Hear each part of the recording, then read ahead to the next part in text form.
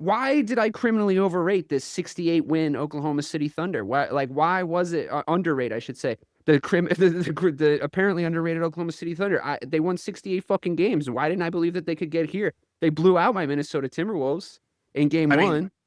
probably because this is the second year of them winning 60 or more games, and we all saw what happened to them last year. We thought that the lights got a little bit too bright for them, and I mean they're a young team, but also like the West just has so much stars, and a couple of what ifs happened. Like, what if Steph Curry did not go down in that series? Like, I don't know if it would have. There's no one would have won there. seven. They were getting work. It probably would have won seven. Right? I mean, what if Denver didn't fire their coach 5 days before the postseason? 7. You said you were the one who famously viral clipped Wolves in 5 against the Lakers. Oh, was that against the Lakers? Yeah. No, I don't think I did. You pull the tape, but I think referee injury. Referee's bleeding on the court right now. There's a referee bleeding on the court because of the jump ball. He got fully punched in the face. It's fun to watch. Sorry, continue. I think OKC just gets overlooked because of the market where they are, how everyone always goes towards Boston, New York, LA. But it's going to be really hard to fucking overlook them for moving forward because SGA, I mean, obviously he just won MVP. He is fucking legit. And that team, they play such great defense. They should be, if they're not already, the favorite to win the whole thing. I mean, they probably are at this point. I would say, especially after that game one. Ray, Mike thinks it's a market issue. Do you think it's a market issue? I think you've been on that train before. Yeah, I mean, outside of Lake Minnetonka and Oklahoma. Why don't you purify yourselves in the water of Lake Minnetonka? It was like where I mean, once again, is Prince unfortunately can't be there to perform. OKC, once again, although they have a rabid fan base down there, there's not much really tuning in. A friend of the show, Jose Pavone is down there covering them, so I know he's probably having a really good time down there covering that team. But they're not really someone that you're watching on a regular basis, and they're probably the most kept, most quiet kept secret, with winning 68 games, right? Like they're a really good team, obviously. Like clearly, that's a lot of games, guys. Yeah, no, it's great. It's awesome. But like Mike said, like I think that.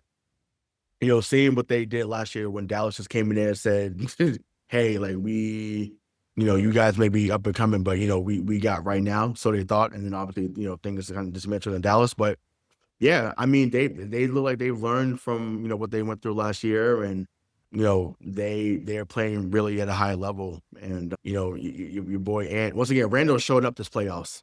So we can't. It can't be said. No, we're gonna get to that. I think there needs to be a conversation about Anthony Edwards' level in the playoffs so far. I didn't mean to jump the gun, but yeah. So I think that. You're right. I just think that it's definitely a market thing, but yeah, the West was brutal, and like I said, there's what ifs every year, and unfortunately, injuries are not turned off like it can be in 2K as real life.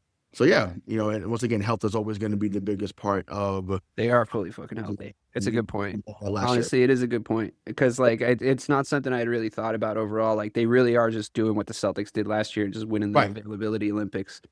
I feel like one of the biggest things is that they're still on their way up, and we don't see. But they still have a fucking big bag of picks. It's not as if like they're ahead of schedule. They're completely ahead of schedule, and the fact that they've done this 2 years in a row, I think, just shows how good this team really is. I think the biggest key to them moving forward, too, I know SGA is amazing. Jalen Williams has been playing awesome. Chet Holmgren's is awesome. Alex Caruso, what he brings on the defensive side of the ball has been unbelievable. That trade the fact that he guarded Jokic is like pretty legendary. It's unreal. Yeah. And he did it well, too. He denied Jokic the ball for minutes at a time during. Okay, I'm going to push back a little slightly on that one, just because I watched that game and I saw like a lot of internet discourse. If we're going to do a little bit of a postmortem on the Nuggets for a second, I'm willing to do that. But nobody else on the Nuggets arrived to that game 7. Absolutely nobody. And like when you don't have any supporting cast, it's hard for me to not put, and I know I'm a Jokic fan and I know that I'm like on record with him because like how long when we were building the Celtics like team was I just like, please just get somebody giant. Can we just get some giants? Like, I just love a giant in basketball. It's just one of my favorite things to watch. And a guy his size that's skilled, like, I just love watching him. But in context, they fired his coach a couple of weeks before the playoffs began. and he took a 68 win team to a 7-game series basically by himself with no one else around him doing anything. And yeah, I mean, he crapped out in the game 7, but he was the only guy. All they had to do was guard him. No one else did shit. So yeah, I get it. Alex Caruso was on Jokic, and it was a fun like circus act. But I'm not taking anything away from Caruso. It's a tough job, and he did a really good job of it. But Jesus Christ, like if there had been anybody else helping out Jokic at all, to add to that, right? And see if y'all agree or not. But I do think Aaron Gordon being hampered in that final game. Clearly. I mean, he was like, his third option was on one leg. He had a busted hammy. That's a big part of it. But you can argue he had been the best player in the playoffs. You've been unbelievable. He was awesome. Right? After Jokic, yes. Yeah. So you know what I'm saying? So it's just like, but at certain spots, sorry, that's what I meant to say. Yeah. But he was their most clutch player. Yeah, no, for sure. And he had a couple of game winners, and so he was really, really playing at a high level and kind of becoming what people thought he would be coming out of Arizona, 10 years ago. So, he was on a great run, for this postseason. But he's been really good since he got to Denver, anyways. Which it just shows that once you're around, he fits there for sure. Yeah, once you're around winning basketball, like generally you can raise your level of play, and he's a perfect example of that. But it's really about his real number 2, which is Jamal Murray. I mean, he had one? He had like one little flash in that series. Yeah, no, me and Mike talked about him before because I'm like, he's dude is a killer. Like dude is he can get busy with anybody, but the problem is Murray can drop 41 in a game and make you look stupid, and then the next game be like he's the definition of street. 10 points, 5 of 17. You're just like, how? Like you just gave the same team the business the night before, and now you can't replicate that. So like the reason why they won is because in 2023 he did that consistently. When he doesn't do it consistently, they're not the same. And it's really I don't want to oversimplify it, but that's the whole offense is built around their 2-man game. Yes. So if there's only one man in the 2-man game, then it's not going to work out so well. Right. Exactly. Yeah, I mean, Bob, just to your point, like I do think Caruso, like coming up big, your role players are going to do that in game 7s at home, though, right? Like you're going to see that. I guess I wonder how you feel about my overall pushback of like it was more that the Nuggets. I still am underrating the Thunder. I'm still doing it. Like to me, it was still that the Nuggets didn't quite nugget enough. Like if they were full nuggeting, then I feel like they would have won that series. Like there was games in that series where you're like, damn, like they just have more. They just have too much. Like they just have that. They just have this. Like Jamal Murray had a big game. Like or Jokic is just like running the floor. Like he's putting up crazy rebound numbers. He wasn't really like going for boards. I think he was like beat up by the end of that game 7. And I just feel like. I mean, I guess it's tough for me to do this without really just saying how I really feel, which is like I might get killed for, but I don't really like SGA's brand of basketball. I'm gonna be honest with you. Like I think he hunts whistles. I think he gets them, which is the worst part. I'm not blaming him for that because if he's getting them, like, more power to you. But the way that they whistle him, I don't think is comparable to how Jokic gets refereed. What was that, Ray? Let me ask this then. So because I knew this would be. I really didn't want to bring this up. To be honest, no. I mean, we talked about it before. No, it's fine. So, was there an issue with 2018 James Harden? Yes. He was again 37 tonight, and he was fucking traveling half the fucking night, and he was like getting fucking a lot of whistle. People was like, man, like this dude was giving you buckets, but it's just like, and he got every advantage possible at times. Yes. And unfortunately still didn't, obviously didn't get over the hump. But to me, I think that's the biggest comparison. Once again, obviously, we're going to get to the East later on, but it's, if they give it an advantage, hey, it is what it is. Not to go off on a tangent, though, but didn't the NBA literally change the rule because of how foul hunting James Harden was?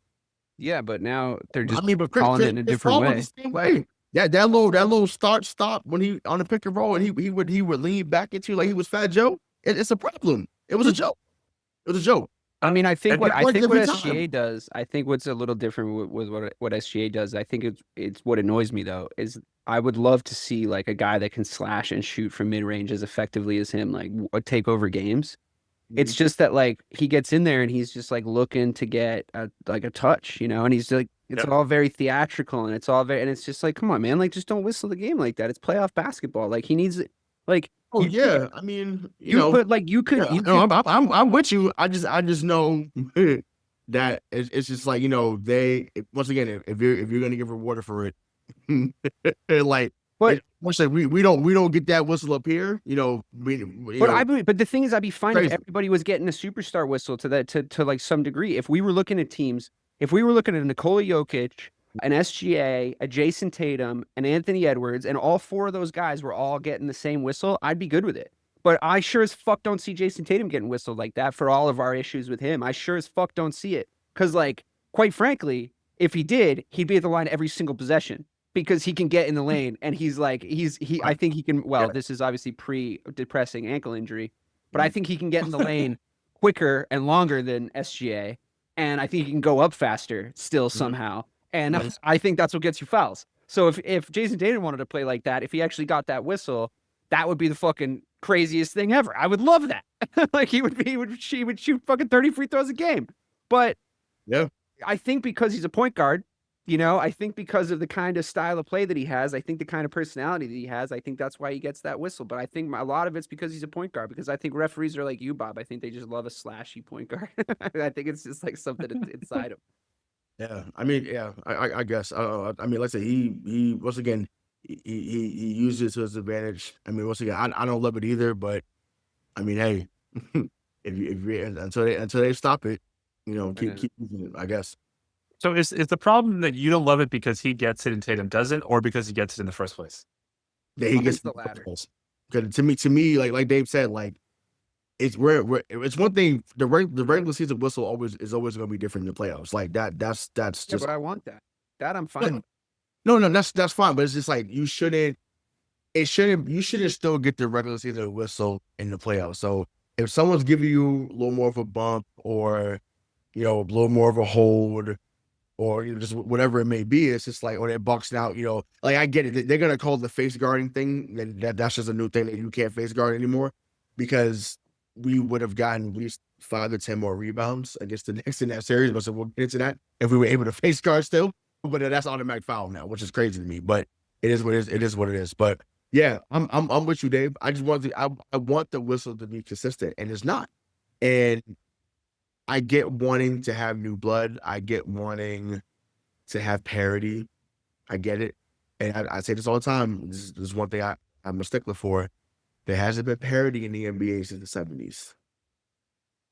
That's not an opinion. That's a fact. What about the 90s with the 2 years that Jordan was retired? Right. And who went back to back? Yeah, the Rockets went back to back, but there was right. but it wasn't like. But it was a lot closer. And it was a lot closer once Jordan left in the middle of the 90s. Don't you think? Nobody knew that was what was going to happen. Everybody sort of reverted to the mean, and then and then Olajuwon just emerged as the best guy. Yeah, I mean, for Olajuwon, the Barkleys, Pat Ewing. I mean, obviously now New York ended making the finals, like because you knew who was right behind him in that regard. Like that's what I think they were showing in that moment, but.